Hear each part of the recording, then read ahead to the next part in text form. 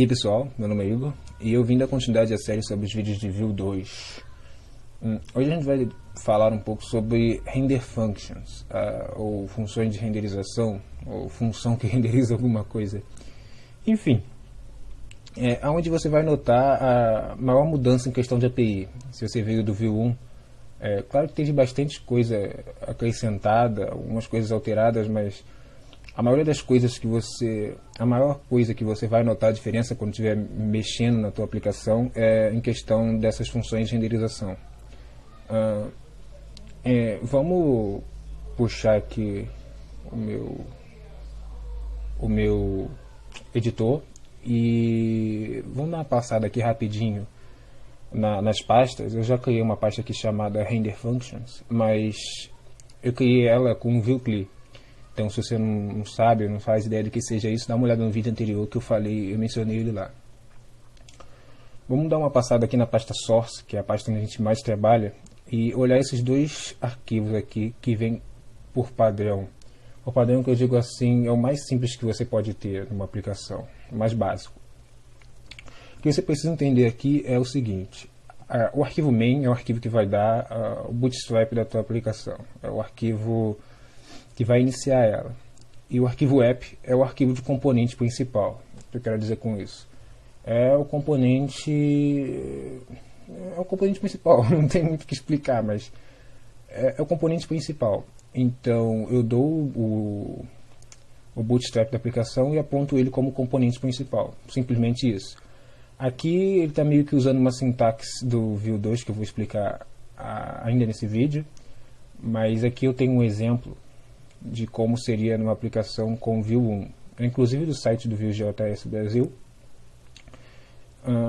Eu quero que você ignore isso aqui, que a gente vai ver isso depois, mas basicamente você vai ter o teu componente principal. Esse aqui é uma aplicação Vue 1.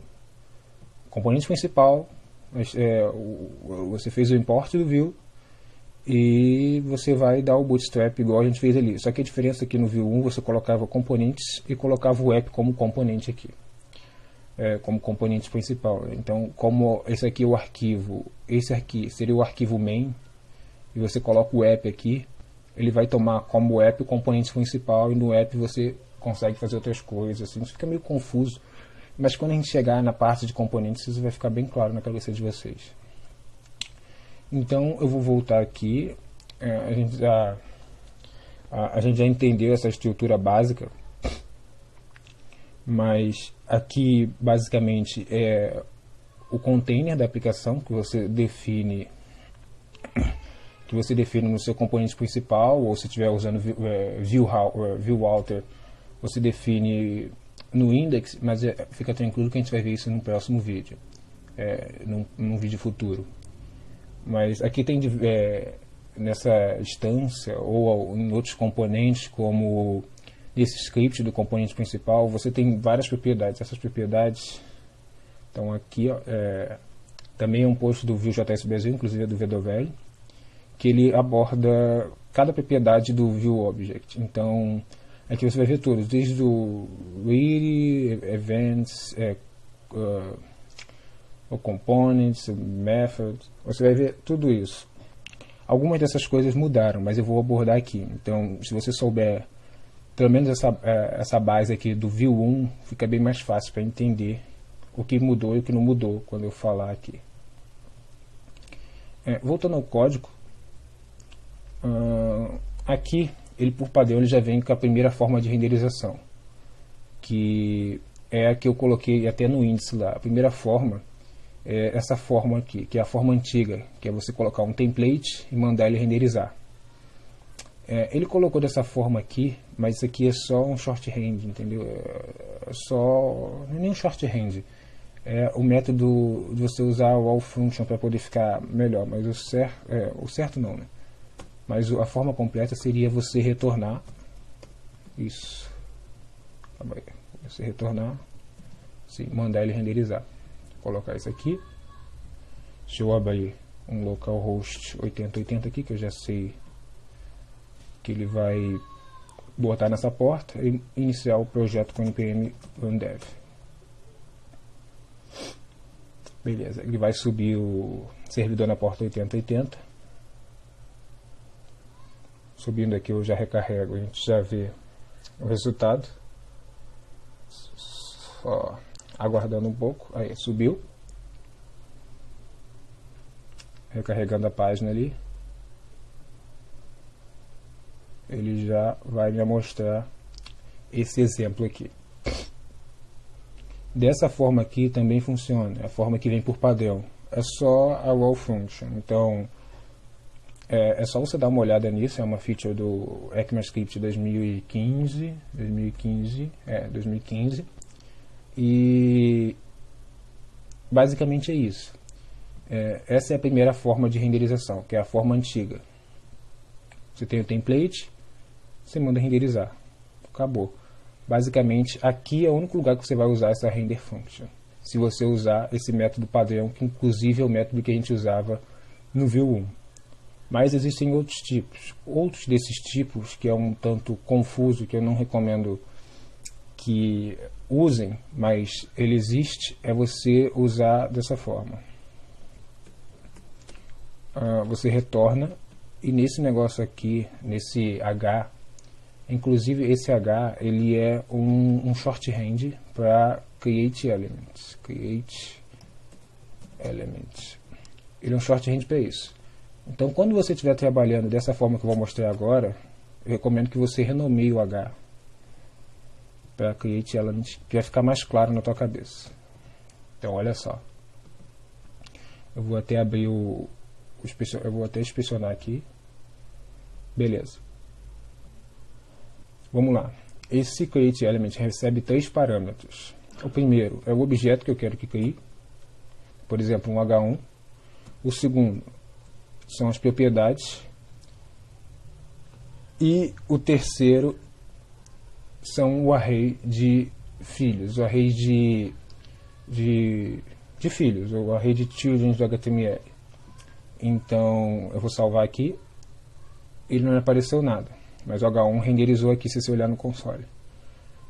Aqui nesse objeto eu posso passar algumas opções, como por exemplo attributes. Attributes é um objeto, é um ID, quero passar um ID e coloco o valor do ID aqui. Você pode ver aqui no console que já apareceu o ID. E dentre essas opções, além de outras disponíveis, uma delas é DOM-props, que é um objeto, e nessa DOM-props eu posso colocar, por exemplo, um inner HTML. Então eu quero botar Hello World. E aparece ali. Quando você não tiver nenhum filho, nenhum array de filhos, por exemplo, você pode tirar esse DOM-props daqui e colocar ele direto aqui. Então, Hello World em forma de string. Vê que ele segue funcionando. Beleza. Agora, se eu quiser colocar algum filho, por exemplo, eu vou deixar esse ID aqui, só que ao invés de um H1 vai ser uma div, e vou passar um array de coisas que vai dentro da div. Então eu dou um create element, passo, por exemplo, um H1. Outra coisa também é, caso eu não queira passar um objeto de opções, eu posso passar direto o que eu quero no H1. Então, hello from H1. Eu quero botar mais um, é um array, então boto só uma vírgula, create element. Coloco um parágrafo, por exemplo, hello from parágrafo. Beleza. Então, aqui eu tenho os 2 filhos que vai estar dentro da div. Se eu salvar aqui, beleza. Eu tenho aqui hello from H1, hello from do parágrafo. Se você olhar aqui no console, eu tenho a div, dentro eu tenho o H1, eu tenho o parágrafo ali. Essa forma é um pouco confusa de se trabalhar, mas se você parar para pensar, é só o create element recebendo 3 parâmetros. O primeiro é o objeto, a tag HTML que você quer. Primeiro é a tag HTML que você quer. O segundo são as opções. E o terceiro é o array de filhos. Então, apesar de ficar um pouco complexo aqui no código, Isso é bem simples se você parar para pensar. Mas eu não, meio que não recomendo você usar dessa forma, porque acaba ficando difícil de manter. Mas ele é completamente funcional. Então, abordando de outra forma, você pode simplesmente dar um return, create element e pegar o app. Ele vai funcionar normal, como se tivesse o H ali, mas se eu tirar o template daqui e passar uma função render aqui dentro, e passar o create element, por exemplo, a funçãozinha render com create element, e retornar create element h1 e passar um texto, por exemplo, hello from app.view. Ele vai delegar o que eu mandar aqui para ele e vai renderizar aqui para mim. Simples assim. E agora a gente vai para a terceira forma de renderização. Deixa eu só dar um Ctrl Z aqui para desfazer. A terceira forma de renderização, que é a do JSX, que é aquela a lá meio React. Só dando uma passada aqui, naquele objeto de opções, ele tem diversas coisas, como atributos, você pode dar botar clique, várias coisas, classe. Esses links aqui eu sempre coloco em algum lugar, eu só esqueci de avisar isso. Mas eu coloco sempre em algum lugar, então qualquer dúvida é só dar uma olhada aí em algum lugar que vai ter um link.